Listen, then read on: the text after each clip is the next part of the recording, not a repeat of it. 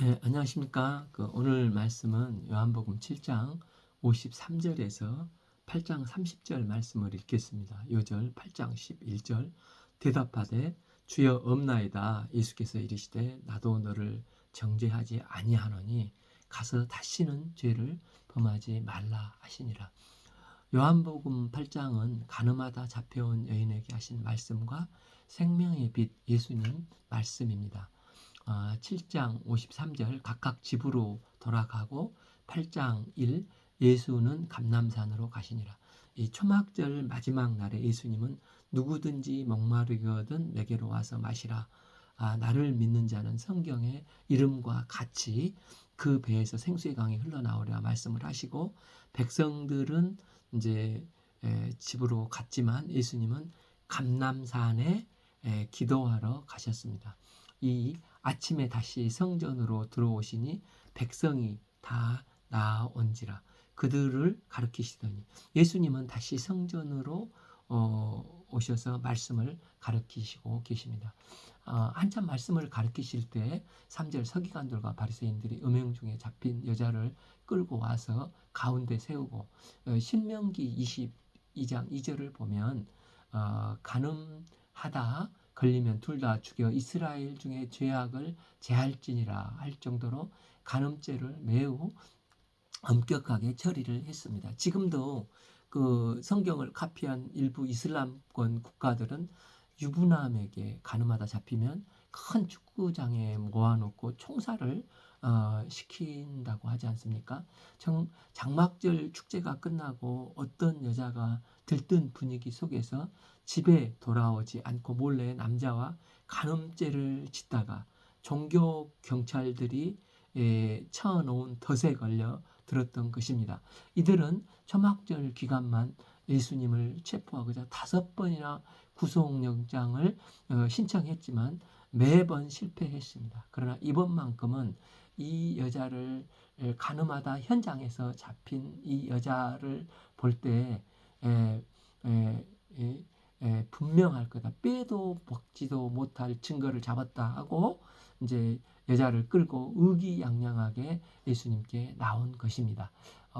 예수께서 말하되 선생이여 예수께 말하되 선생이여 이 여자가 간음하다 현장에서 잡혔나이다. 모세는 율법에 이러한 여자를 돌로 치라 명하였거니와 선생은 어떻게 말하겠나이까? 그들의 질문에서 만일 예수님께서 돌로 치라 할 경우 로마법에 의해 살인교사죄로 고소당하게 됩니다. 또한 죄인의 친구로서 예수님의 인기가 땅에 떨어지고 백성들로부터 무정하고 무자비한 자라 비난을 받게 되고 예수님을 외면할 것입니다. 반대로 만일 돌로 치지 말라면 모세의 율법을 어기게 되므로 율법을 완성하러 오신 예수님이 율법을 위반하게 됩니다. 어떻게 하라고 해도 함정에 빠져들 수밖에 없는 차고도 넘치는 증거로 그들은 흐뭇해하며 꽃놀이패 상황이라 생각을 한 것입니다. 우리는 여기서 3가지 종류의 죄인을 발견하게 됩니다. 첫째, 간음하다 잡힌 여인입니다. 이 여자는 너무나 가난해서 돈 벌기 위해서 몸을 팔며 이런 죄를 지었을 수도 있습니다. 또한 이 여자는 도덕관념이 없이 성적 욕망이 가득한 자유분방한 여자로 이런 장막절 분위기 축제 속에서 죄를 짓다가 이런 비참한 지경에 이를 수도 있었을지도 모릅니다. 두 번째, 이 여인을 끌고 온 바리새인과 서기관들입니다. 이 예수님을 함정에 빠뜨리고 잡기 위해서라면 수단과 방법을 가리지 않고 이 연약한 이 여자를 이 불쌍한 여자를 낚싯밥으로 이용해서 예수님을 미끼로 사용하고 있는 것입니다. 이런 사람은 자기의 목적을 성취하기 위해서라면 한 개인도 한 기업도 심지어 죽이기까지 서슴없이 수단과 방법을 가리지 않고 망가뜨리고자 모함하고 비방을 하는 것입니다. 세 번째, 가늠한 여인에게 온갖 비난과 욕설을 퍼붓고 돌을 던지려고 서 있는 이 무리한 분노들입니다. 그들은 마치 도스토옙스키의 죄와 벌처럼 나야말로 율법의 가르침을 제대로 따르는 올바른 집행관이다. 정의로운 사람이다 생각하고 저 가늠한 여자는 이 사회에서 당연히 없어져야 해. 그래야 이 사회의 정의가 실현돼 하면서 분노하며 돌을 던지려는 사람들입니다. 이런 그들 앞에서 예수님은 이때 무엇을 하고 계십니까? 그들이 이렇게 말함을 고발 조건을 얻고자 하여 예수를 시험하리라. 예수께서 몸을 굽히사 손가락으로 땅에 쓰시니 예수님은 시끌벅적하고 살벌한 분위기 속에서 아무 말도 하지 아니하시고 새벽에 기도하신 것처럼 몸을 굽혀서 땅에 무언가를 쓰시면서 기도를 하시는 것 같습니다. 예수님께서 지체하시자 그들은 음흉한 미소를 띄우면서 선생님 어떻게 말하겠나이까 재차 다그쳐 물었습니다. 7a 그들이 묻기를 마치지 아니하는지라. 7b 이에 일어나 이르되 너희 중에 죄 없는 자가 먼저 돌로 치라 하시고 8 다시 몸을 굽혀 손가락으로 땅에 쓰시니 예수님은 하나님의 영광을 버리시고 이 땅에 오셔서 내 죄신 십자가에 피 흘려 죽으셨습니다. 때문에 죄만큼 치명적이고 죄사함 없이는 결코 하나님과 바른 관계성을 회복할 수가 없습니다. 그래서 너희 중에 죄 없는 자만이 저 여인을 정죄하고 돌로 칠 수가 있다는 것입니다. 그래서 너희 중에 죄 없는 자가 먼저 돌로 치라고 하십니다. 그러나 예수님은 누구도 죄사함 없이는 하나님이 계신 하나님과 바른 관계를 맺을 수가 없습니다. 그래서 계시록 3장 15절을 보면 내가 내 행위를 아노니 내가 차지도 아니하고 뜨겁지도 아니하노니 내가 차든지 뜨겁든지 하기를 원하노라. 내가 이같이 미지근하고 뜨겁지 아니하고 차지도 아니하면 내 입에서 너를 토하여 버리리라. 그래서 죽어서 제일 억울한 사람이 누군 줄 압니까? 교회에 다니는데 십자가 앞에 끝까지 진실되게 회개하지 않는 자. 예수님을 십자가를 믿지 않는 자, 이게 천국 문턱에서 하나님 나라에 못 들어가는 사람일 거라는 것입니다. 그래서 아무리 우리가 추악한 죄를 지은 자들일지라도 주님의 십자가 앞에 진실되게 회개하면 구원의 은혜를 덧입게 됩니다. 그래서 사도 바울은 분명히 경고를 했습니다. 디모데후서 3장 5절 경건의 모양은 있으나 경건의 능력은 부인한 자니 이 같은 자들에게서 내가 돌아서라. 저희가 정말 예수님의 보혈의 은혜를 덧입고 예배자로서 모두 천국에서 만나는 믿음의 성도들이 되어야 하겠습니다. 이때 너희 중에 죄 없는 자가 먼저 돌로 치라. 이 말씀을 들은 사람들이 어떻게 했습니까?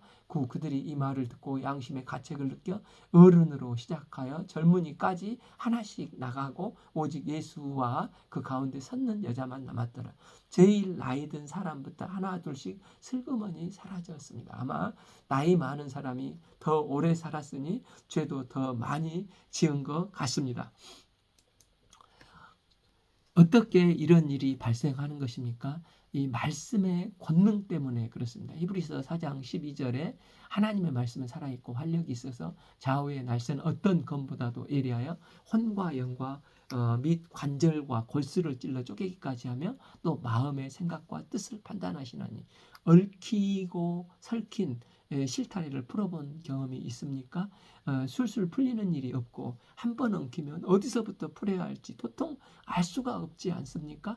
우리 인생의 실타래도 이렇습니다. 그러나 예수님이 우리 안에 계시면 이런 엉키고 설킨 실타래처럼 또한 죄악에 빠져서 어떻게 헤어나와야 될지 모르고 불가능해 보이는 것이지만 주님이 함께 하시면 이것을 풀어줄 수 있는 믿음과 능력을 주십니다. 예수님께서 말씀을 선포하시기 전에 살기 등등한 이들이 모두 도망쳐 빠져나갔다는 것은 꿈엔들 생각이나 했겠습니까? 그런데 이게 현실이 되었습니다. 주님이 개입하시면 나의 삶의 죄악과 어떤 얽히고 설킨 실타래도 하나하나 풀어주십니다. 주님 안에서 마치 누에 고치에서 실을 뽑듯이 술술 풀려 나가게 되는 것입니다.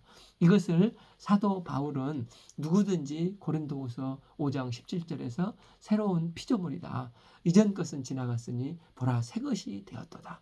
전능하신 하나님은 나를 도우시고 새로운 피조물로 삼아 주십니다.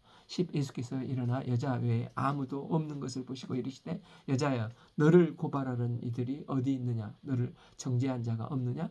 마귀의 모략은 자꾸 우리를 정죄하고 다시 얽힌 실타래처럼 우리를 얽매이게 만들려고 합니다. 그러나 우리는 주님 앞에서 새로운 피조물입니다. 이제 나는 과거의 내가 아니고 하나님의 자녀된 권세를 입은 새로운 피조물인 것입니다. 우리는 사탄에게 그럴 때마다 명령을 해야 됩니다. 사탄아, 예수의 이름 권세로 명하노니 물러가라. 그러면 사탄은 한 길로 와서 7길로 혼비백산하여 도망가 버립니다. 죄책감은 우리 인간을 가장 힘들게 하지만 예수님은 나를 이 정죄에서 벗어나 죄사함을 시켜주셔서 새로운 피조물의 새로운 인생을 살게 해주셨습니다. 그러면 예수님은 이 여인에게 면서 예수님은 여인에게 말씀을 하십니다. 11 대답하여 주여 없나이다. 예수께서 이르시되 나도 너를 정죄치 아니하노니 가서 다시는 죄를 범하지 말라 하시니라. 오직 여인을 정죄하실 수 있는 분은 죄 없으신 거룩하신 예수님 뿐이십니다. 그런데 이 예수님이 이 여인을 정죄치 않고 죄사함을 해 주셨습니다. 때문에 그를 얽매이게 했던 죄의 사슬에서 그녀를 풀어주시고 하나님의 형상을 회복시켜 주셨습니다. 예수님을 따르지 않는 모든 인생은 어둠에 다니기 때문입니다. 어둠 속에 있으면 그리고 예수님은 새 피조물이 된 그녀에게 분명히 말씀을 하십니다. 가서 다시는 죄를 범하지 말라. 이 말씀은 예수님이 죄인을 사랑하시지만 죄를 얼마나 미워하시는가를 보여주는 말씀이지 않습니까? 예수님은 이 여인이 이제 새로운 피조물로서 거룩한 삶을 살기를 원하시면서 구원의 은혜를 기억하고 죄악과 싸우는 하나님의 자녀로서 순결한 삶을 살아야 함을 말씀하고 계십니다. 우리도 주님을 알지 못했다면 죄악된 세상에서 사탄의 정죄 속에서 살다가 돌에 맞아 죽을 어둠의 자식들이었습니다. 이런 저희를 정죄치 않고 새 피조물 삼아주신 주님의 크신 은혜를 감사 찬양을 드립니다. 우리가 삶의 현장에서 하나님의 자녀된 권세로서 새로운 피조물로서 믿음의 삶을 살 수 있기를 기도합니다. 예수님께서 다시 말씀하십니다. 12 예수께서 또 말씀하여 이르시되 나는 세상의 빛이니 나를 따르는 자는 어둠에 다니지 아니하고 생명의 빛을 얻으리라. 초막절 마지막 날이 이제 클라이막스인데 그 날은 두 가지 행사가 있었습니다. 그러니까 7장에서 봤듯이 낮에는 실로암 물을 제사장이 떠서 제단에 붓는 의식이 있었고 이것은 이제 출애굽 때 반석에서 샘물나게 해서 광야에 목마른 백성들을 먹이는 것을 감사하며 기념하는 행사이지 않습니까? 두 번째는 마지막 날 밤이 되면 성전 여인의 뜰에 그 메노라와 같은 거대한 이제 4개의 촛대가 있는데 여기에서 불을 켜놓고 밤새도록 하나님을 찬양하고 춤추며 노는 빛의 축제가 있었습니다. 이는 광야를 지나며 낮에는 구름 기둥으로 인도하셨듯이 춥고 캄캄한 밤에도 여전히 불기둥으로 광야 길을 신실하게 인도하신 하나님의 크신 은혜를 기억하며 감사와 찬양을 드리는 축제였습니다. 예수님은 이 빛의 축제를 배경으로 해서 나는 세상의 빛이니 나를 따르는 자는 어둠을 다니지 아니하고 생명의 빛을 얻으리라 말씀을 선포하십니다. 예수님이 빛이라는 사실을 예수님은 계속해서 요한복음에서 강조하시어 말씀을 하시지 않습니까? 요한복음 1장 4절 그 안에 생명이 있으니 이 생명은 사람들의 빛이라. 5절 빛이 어둠의 빛이 돼 어둠이 깨닫지 못하니라. 9절 참빛 곧 세상에 와서 각 사람에게 비추는 빛이 있었으니 예수님께서 이렇게 빛 대신 주님을 강조하신 이유가 무엇입니까? 첫째, 예수님이 생명의 빛이시기 때문이라는 것입니다. 예수님을 따르지 않는 인생은 근본적으로 어둠에 다니는 인생입니다. 어둠 속에 있으면 한치 앞도 볼 수 없기 때문에 내가 어디서 와서 어디로 가는지를 모르는 것입니다. 또한 한 걸음 옮길 때마다 몹시 불안할 수밖에 없습니다. 이 깜깜한 어둠 속에서 움직일 때마다 상처가 나고 자충우돌하여서 상처가 더욱더 생기지만은 근본 치료할 수 있는 방법이 없는 것입니다. 어둠 속에서 다니면 아무리 똑똑하고 잘난 척해도 결국 내면은 깊은 어둠 속에 헤매는 삶이 되는 것입니다. 이들이 영혼이 깜깜한 어둠 속에서 벗어날 수 있는 유일한 길은 빛이 밝혀져야 됩니다. 등불을 켜면은 방의 깜깜한 어둠 속에서 확 밝아지듯이 이 생명의 빛 대신 예수님이 그들에게 임할 때 빛이 임하게 됩니다. 빛 대신 예수님은 어둠 속에 방황하는 영혼을 구원기 위해서 이 땅에 오셨고 나의 죄와 어둠을 대신해서 십자가에서 대속의 피를 흘려주셨습니다. 둘째, 생명의 빛 예수님을 따르는 동행하는 삶을 살아야 한다는 것입니다. 현장에서 가늠하다 잡힌 이 여인이 다시는 죄를 범치 않기 위해서는 이 빛 대신 예수님을 계속해서 따르는 팔로우가 되어 동행하는 삶을 살아야 합니다. 예수님은 이 여인에게 죄사함을 이벤트성으로 해주신 게 아니라 이제부터 다시는 죄를 범치 말라고 하셨지 않습니까? 이 여인이 다시는 죄를 범치 않기 위해서는 필요한 것은 주님을 따르는 동행이 필요한 것입니다. 신앙은 한번 화끈하게 회개하고 죄사함을 받는 게 중요한 것보다 더 중요한 게 주님과 동행하는 삶입니다. 사사기는 주님과 동행하는 신앙생활을 하지 않고 어쩌다 한번 드문드문 신앙생활하는 영성을 가지고 있었습니다. 그들은 축복을 받으면 교만해져서 또 불순종하고 그러면 하나님께서 심판을 하시고 심판받으면 또 울부짖어서 주님의 긍휼을 구하고 그러면 주님께서 불쌍히 여기셔서 구원해 주시고 이게 그 사사기의 사이클이 아닙니까? 자기 소견에 옳은 대로 하다가 망치면은 또 하나님께 마치 그 4년에 한 번씩 하는 올림픽처럼 주님께 나와 또 또 왔다가 끊어지고 드문드문 주님의 은혜를 임하는 영성이었습니다. 예수님은 온전한 믿음은 이런 이벤트성 죄의 용서가 아니라 생명의 빛 예수님을 지속적으로 따르는 자, 주님과 동행하는 자가 되어야 한다는 것입니다. 이렇게 주님을 따르고 동행할 때 다시는 죄를 지을 생각도 없어지고 그 내면이 풍성한 이 성령의 은혜로 열매로 맺어지게 되어서 풍성하게 흘러 넘치게 되는 삶을 살게 된다는 것입니다. 그래서 진정한 신앙생활은 예수님과 동행하는 삶으로 예수님을 내 마음에 모시고 계실 때 우리가 언제든지 주님과 함께 가는 삶을 살게 되는 것입니다. 창세기 5장 21절 22절을 보면 에녹은 365년을 살았는데 65세 때 심판이라고 이름한 느부셀라를 낳으면서 하나님을 깊게 만난 것 같습니다. 이후 300년 동안 주님과 그는 동행하며 신앙생활하다 365세에 하나님께서 죽음을 맛보지 않고 데려갔지 않습니까?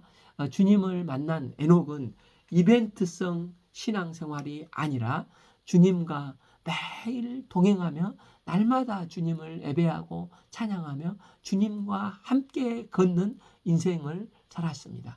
이런 신앙이 구약을 읽을 때 그 내갑자손을 읽어보지 않았습니까? 그때 열왕기하 10장에서 에호와 함께 바알 우상 숭배자 아합 가문을 멸할 때 그는 함께 동참한 개국 공신이었지 않습니까? 그 요나답 즉 여호나답이 였는데 그 에후도 하나님의 이제 축복을 받은 후에 변질이 되니까 이 여호나답이 에후와 헤어지고 그는 하나님 앞에서 서약을 합니다. 우리 가문은 절대 포도주를 안 마시고 이 땅에 뿌리 박고 안주하는 집도 짓지 않고 잠시 거쳐가는 이 땅에서는 장막 생활을 하며 살며 번향을 사모할 것이며, 셋째, 땅이나 밭에 사적인 일을 취하지 않고 주님을 위해서만 살겠다고 결단을 하지 않습니까? 그리고 이제 250년이 지난 뒤에 우상 숭배에 찌든 그 에레미야 시대에 에레미야 선지자에게 하나님께서는 그 후손들에게 가서 포도주를 먹도록 시험해 보라고 하셨습니다. 이때 요나답의 후손 레갑 자손이 뭐라고 했습니까? 에레미야 35장 8절, 우리가 레갑의 아들 우리 선조 요나답이 우리에게 명한 모든 말을 순종하여 우리와 우리 아내가 자녀가 평생 동안 포도주를 마시지 아니하며, 9절, 살 집도 짓지 아니하며 포도원이나 밭이나 종자도 가지지 아니하며 10 장막에 살면서 우리 선조 요나답이 우리에게 명한 대로 다 지켜 행하였노라. 그래서 하나님께서 이런 그들을 기뻐하시며 선조 요나답의 명령을 순종하여 그의 모든 규율을 지키며 그가 너희에게 명한 것을 행하였도다 하면서 칭찬을 하시면서 하나님과 동행하는 믿음이 중단되지 않고 계속 연결되지 않느냐, 이게 믿음이야, 이렇게 말씀을 하시는 것입니다. 그래서 예수님은 현장에서 가늠하다 잡힌 여인을 구원해 주시면서 이례적 이벤트성으로 끝나지 않고 가서 다시는 죄를 범치 말라, 다시는 죄를 범치 않기 위해서는 빛 대신 예수님을 지속적으로 따르며 주님과 동행하는 신앙이 되어야 진정한 믿음의 삶이 된다는 것입니다. 우리가 매일 새벽마다 예배와 기도를 통해 꽃이 피는 들판이나 험한 골짜기라도 생명의 빛 예수님과 함께 걸으며 동행하는 복된 신앙의 삶을 살 수 있기를 기도합니다. 그런데 종교 지도자들이 예수님을 믿지 않고 사랑하지도 않고 예수님의 말씀을 귀를 틀어막고 무조건 반박하면서 거부를 합니다. 13 바리새인들이 이르되 내가 너를 위하여 증언하니 내 증언은 참되지 아니하도다. 이에 예수님은 네 가지 대답으로 자신의 증인이 옳다고 증거하시면서 그들을 설득하려는 것보다도 선포의 말씀을 하시는 것입니다. 14. 예수께서 대답하여 이르시되 내가 나를 위하여 증언하여도 내 증언이 참되니 나는 내가 어디서 오며 어디로 가는 것을 알거니와 너희는 내가 어디서 오며 어디로 가는 것을 알지 못하느니라. 첫째, 예수님의 대답은 예수님께서 영적 지식이 있다는 것입니다. 너희는 내가 어디서 오며 어디로 가는 것을 알지 못하지만 나는 알고 있기 때문에 내 증언은 참되다는 것입니다. 예수님은 본체가 하나님과 동등되신 분이시기 때문에 다 아실 수가 있습니다. 그러나 영적으로 무지한 꽉 막힌 바리새인들은 이 말씀을 전혀 알아듣지 못하는 것입니다. 15. 너희는 육체를 따라 판단하나 나는 아무도 판단하지 아니하노라. 16. 만일 내가 판단하여도 내 판단이 참되니 이는 내가 혼자 있는 것이 아니요 나를 보내신 이가 나와 함께 계심이라. 두 번째 예수님의 대답은 사람들이 육체를 따라 판단하기 때문에 예수님의 증언이 옳음을 깨닫지 못하는 것입니다. 예수님의 증언은 하나님이 함께 하심으로 항상 의롭다고 말씀을 하십니다. 17. 너희 율법에도 두 사람의 증인이 참되도다 기록되었으니 18. 내가 나를 위하여 증인하는 자가 되고 나를 보내신 아버지도 나를 위하여 증언하시느니라. 세 번째 대답은 율법에 두 사람의 증인이 있으면 참되다고 했듯이 이 예수님에 대해서 성부 하나님과 성자 예수님 자신 이 두 분의 증언하시니 이 두 분이 증언을 하시니까 이 증언은 옳다는 것입니다. 그러자 19에 그들이 묻되 내 아버지가 어디냐 따집니다. 그래서 넷째로 이제 예수님은 하나님과 예수님과의 관계를 설명을 해 주십니다. 19비 예수께서 대답하시되 너희는 나를 알지 못하고 내 아버지도 알지 못하는도다. 나를 알았더라면 내 아버지도 알았으리라. 인간의 이성으로 그들의 예수님의 증언의 선포를 결코 이해할 수 없는 것입니다. 그러나 예수님을 만난 그를 따르는 동행한 사람들은 명확히 이해하고 아무런 의심 없이 아멘, 우리가 예수님의 말씀을 아멘, 이게 스펀지처럼 받아들이지 않습니까? 우리가 어떻게 이렇게 아멘 하며 자발적으로 기쁨으로 이 말씀에 동행을 할 수가 있습니까? 동행은 사랑하면 동행을 하게 됩니다. 사랑하는 사람과 1분이라도 더 동행하고 싶은 마음이 있지 않습니까? 이게 자연스러운 거라는 것입니다. 마치 요즘 SNS가 이제 발달이 되면서 엄마들이 이 아기들 사진을 올리는 경우가 있지 않습니까? 엄마나 아빠는 그 애가 너무 세상에서 제일 예쁜 것입니다. 그런데 엄마 아빠 빼놓고 친구들이 보면 예쁘기는 하죠. 그런데 그렇게까지는 아니지 않습니까? 한두 번은 아이고 예뻐라 함께 까꿍하지만 계속 그 엄마 아빠처럼 그렇게 하기는 쉽지 않습니다. 그런데 나는 또 아직 할아버지가 안 돼봐서 잘 모르겠지만 할머니 할아버지가 되면 손주 손주가 또 그렇게 예쁘다고 하지 않습니까? 그런데 우리는 솔직히 그 애 같은데 사실 그걸 올리는 할아버지가 더 귀엽고 그런 말을 하는 할아버지가 신기해서 그 할아버지를 쳐다보지 않습니까? 그런데 할아버지는 그렇게 손주를 사랑해서 그렇다는 것입니다. 우리는 그 정도로 사랑을 못 느끼니까 또 그렇습니다. 이처럼 예수님을 사랑하면 그분과 동행하는 것이 정말 쉽다는 것입니다. 저도 이제 중학교 때 몇 번 연애 편지를 대신 써본 적이 있는데 당사자가 아니니까 제 3자인 저는 전혀 맹숭맹숭하고 그러나 당사자들은 찌릿찌릿한 너무 좋아서 못 사는 것입니다. 그래서 예수님을 믿지 않고 사랑하지 않는 완악한 종교 지도자들에게 예수님의 말씀은 전혀 와닿지 않고 그들은 예수님이 그렇게 말씀을 해도 계속해서 동문서답만 하고 있는 것입니다.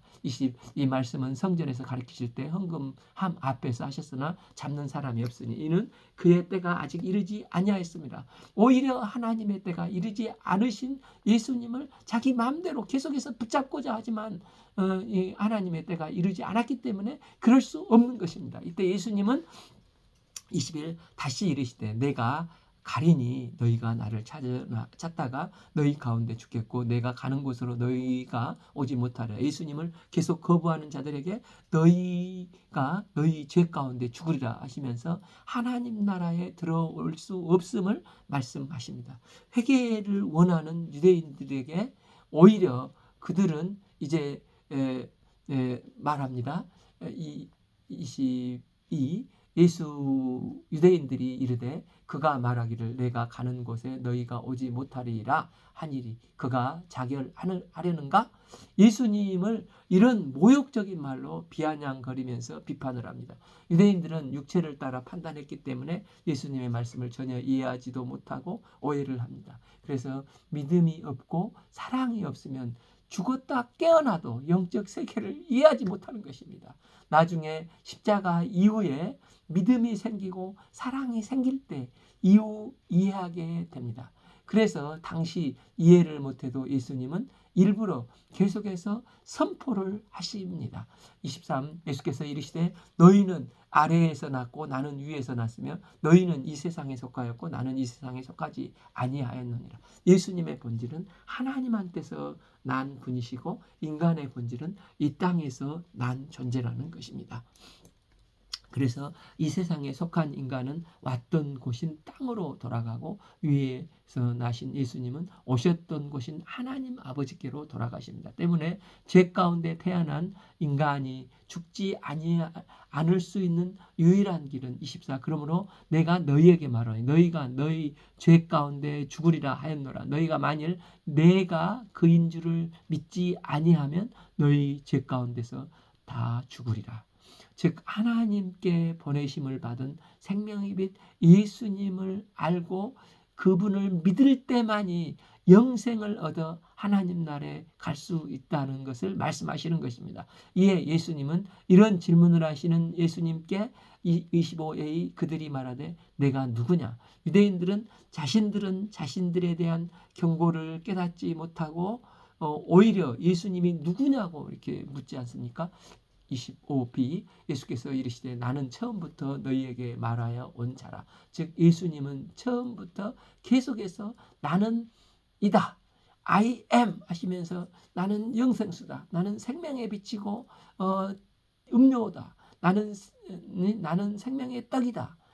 또한 구약에서도 계속되어서 예언이 되어 있고 또 주의 길을 예비한 세례 요한을 통해서도 예수님이 누구신지를 계속해서 분명히 드러냈지 않습니까? 26 내가 너희에게 대하여 말하고 판단한 것은 많으나 나를 보내신 이가 참되심에 내가 그에게 들은 것을 세상에 말하노라 하시되 그럼에도 불구하고 그들은 믿음이 없고 사랑이 없어서 영적 불감증, 영적 무지에 깊게 빠져 있는 것입니다. 17 그들은 아버지를 가리켜 말씀하신 줄을 깨닫지 못하더라. 그래서 예수님은 또 말씀을 하십니다. 18 예수께서 이르시되 너희가 인자를 든 후에 내가 그인 줄을 알고 또 내가 스스로 아무것도 하지 아니하고 오직 아버지께서 가르치신 대로 이런 것을 말하는 줄 알리라. 29 나를 보내신 이가 나와 함께 하시도다. 나는 항상 그가 기뻐하시는 일을 행함으로 나를 혼자 두지 아니하셨느니라.